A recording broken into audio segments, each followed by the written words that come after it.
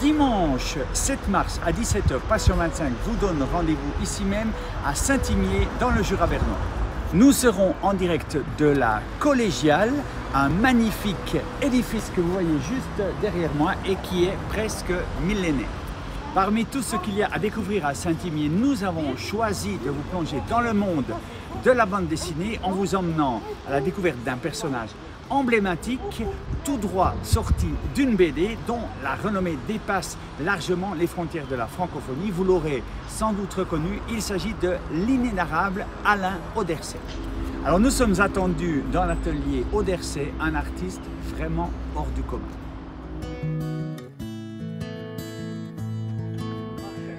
Hey, personne qui sonne ici, mec. salut! On fait comme ça. On fait Ah comme ouais, ça, mais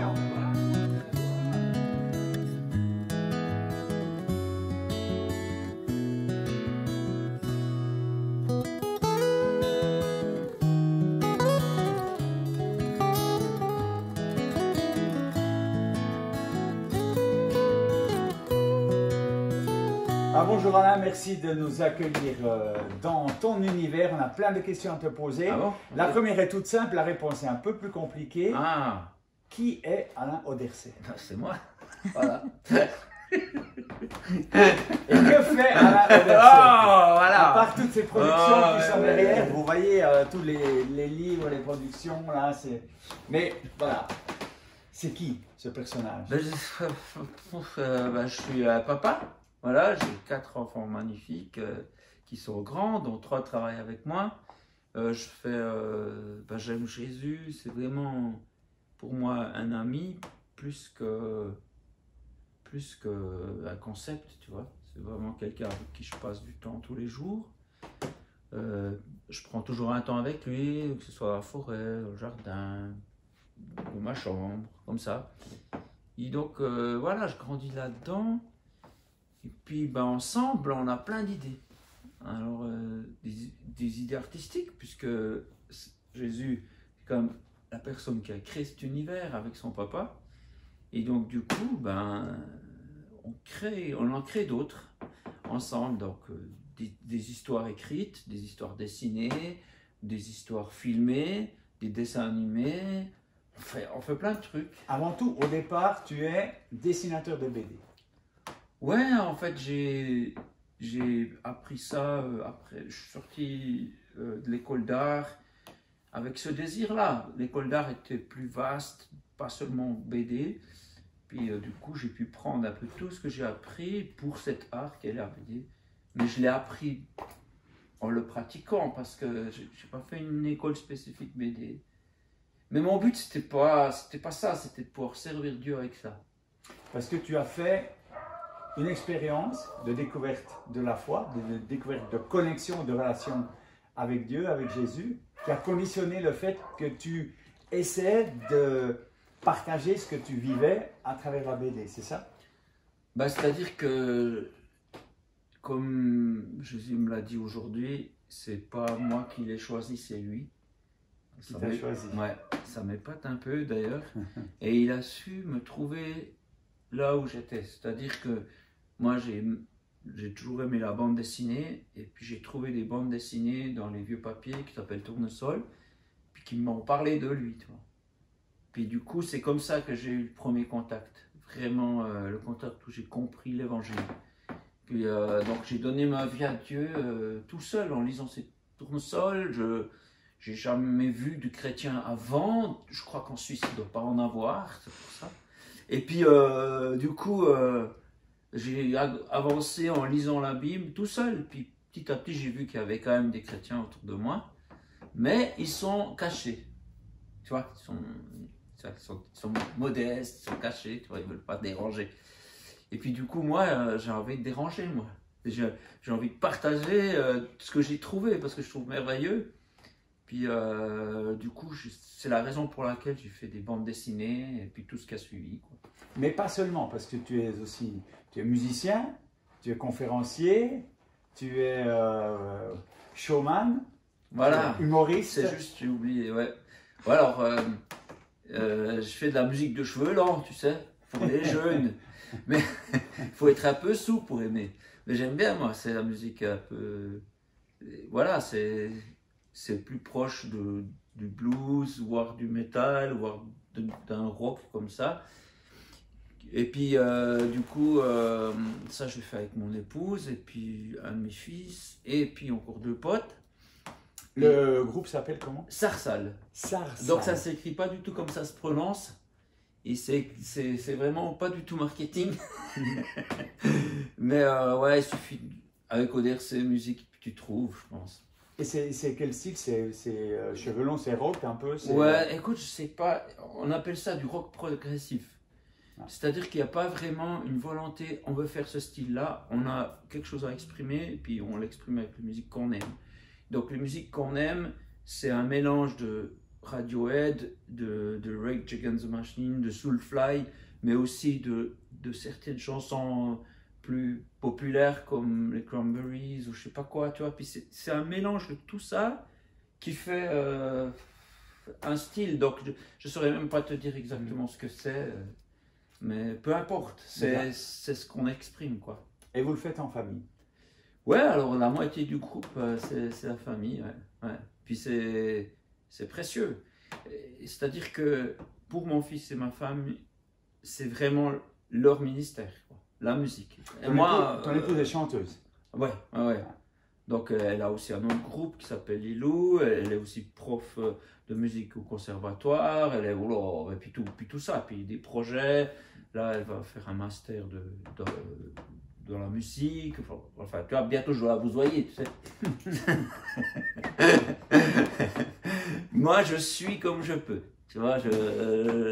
Mais j'aime ça, vraiment, ça me change. Quand je fais de la musique, ça me change de dessin, ça me change de tout.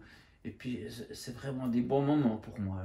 Je fais pas plus qu'1 heure par jour, tu vois. Mais je fais fidèlement 1 heure par jour, si ce n'est plus. Mais c'est vraiment c'est du pur plaisir, quoi. Franchement, c'est ça.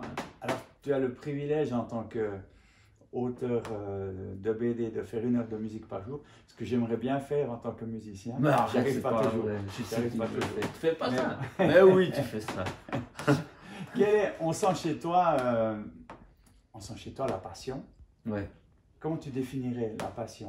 Tu es passionné de quoi? De qui? Qu'est-ce qui te passionne? Eh ben, en fait, je crois que pour être honnête, je suis passionné de mon Créateur, de Jésus, et puis il me communique sa passion à lui qui est de créer. Et donc du coup, c'est une sorte de synergie, quoi. C'est un truc. Beau, ça a vraiment commencé quand je l'ai rencontré.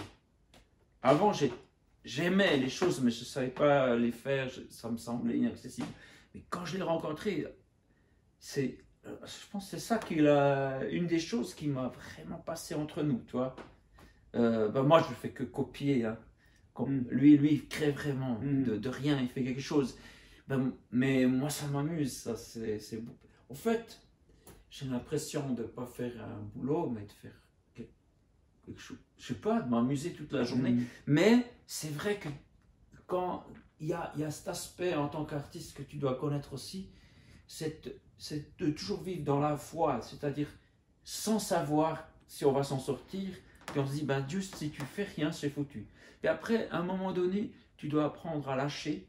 Puis tu dis, mais ma vie, c'est pas l'art. Si tu veux reprendre ça, c'est à toi. Ma vie, c'est toi. Et puis, du coup, tu vis beaucoup plus léger. Parce que tu n'es pas en train de vouloir t'accrocher. Je veux faire ça, je veux faire ça. Tu dis, non, je suis là, je suis disponible. Mais tu peux le reprendre, tu vois. Et ma vie ne s'arrêtera pas parce que l'essentiel, je le trouve en lui, tu vois. Ouais, magnifique. Ouais, je partage. Et je n'ai pas répété ce que je viens de dire. Je partage vraiment ça. Je confirme, hein, je confirme. La pure improvisation. Ben voilà, c'est ce que je ressens. De mon côté, je viens de produire un petit traité qui s'appelle « Comme si je devais mourir demain ». Et je te pose cette question. Si c'était la dernière interview que tu fasses, parce que tu viens d'apprendre qu'il te reste 24 heures à vivre. C'est encore possible.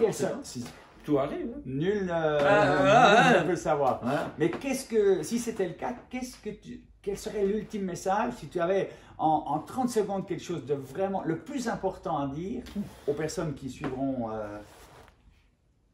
cette interview? Ah ben, purée, je ne m'attendais pas à celle-là.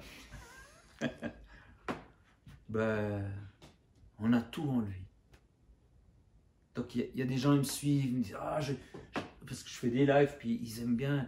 Alors moi j'attends le moment du live parce que puis j'ai dit mais je vais à la source, tout le monde peut y aller quoi. C'est pas grave si je suis pas là, parce que la source, moi tout ce que je donne, c'est ce que je trouve à la source. Cette source c'est Jésus. Moi je suis juste un arrosoir qui bénit, mais je bénis de ce que j'ai reçu, puis ce que j'ai reçu, c'est à disposition de tout le monde, tu peux y aller, tu vois.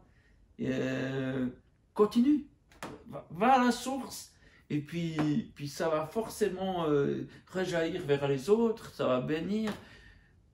Vis les rêves que Dieu a mis en toi, mais vis-les pas seul, vis-les avec lui. Avec lui, parce que si tu les fais seul, ben c'est trop triste. Parce que ce qui est amusant, c'est de faire les choses avec lui. C'est comme quand tu es avec l'être que tu aimes dans une plage, puis que tu fais un château de sable. C'est rien, ce château de sable. Il va disparaître. Un jour, on oubliera. Tout ce que j'ai fait, ça aura plus d'importance. C'était le moment de le faire avec lui. C'est ça qui compte. Cette relation, c'est ça.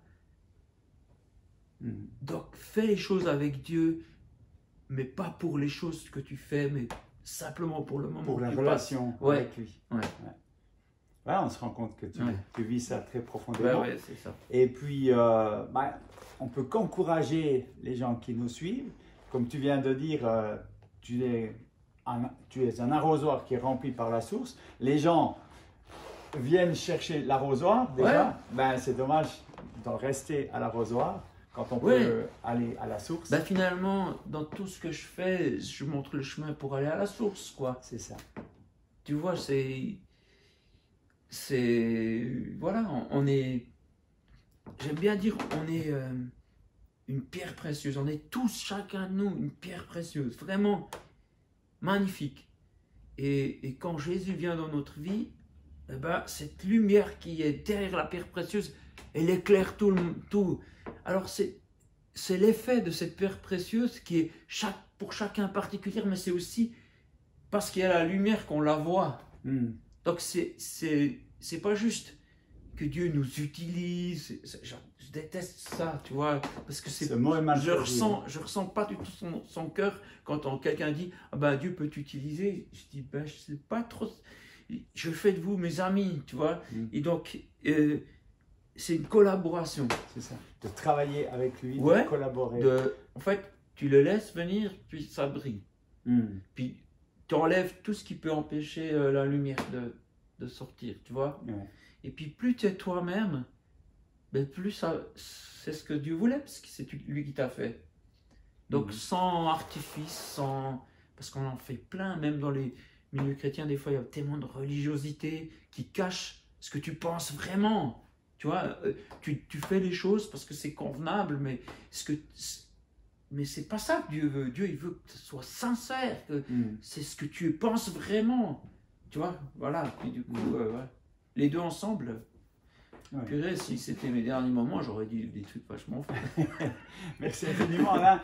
On rappelle que cette relation avec Dieu que tu nous as partagée ici, tu l'as abondamment illustré par les dessins, les livres, toutes les productions que tu as faites jusqu'à présent. Tu es non seulement un artiste francophone, mais connu bien au-delà des limites de la francophonie. Tes œuvres ont été traduites dans plusieurs langues, en tout cas.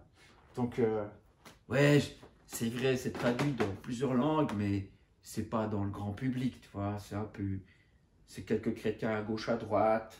En tout cas, ce sont des œuvres, des productions qui changent des vies. On essaiera de vous donner quelques témoignages dans notre Passion 25, ici même à Saint-Imier, non pas chez Alain Auderset, mais un tout petit peu plus loin à la Collégiale. Nous vous donnons rendez-vous, ça sera dimanche prochain, 7 mars à 17 h en direct de Saint-Imier. D'ici là, prenez bien soin de vous. À très bientôt dans Passion 25 et puis tout le meilleur pour toi. Ben, Alain. pareil, On te souhaite, T'es un super gars. une Hein. vie qui se prolonge encore jusqu'à...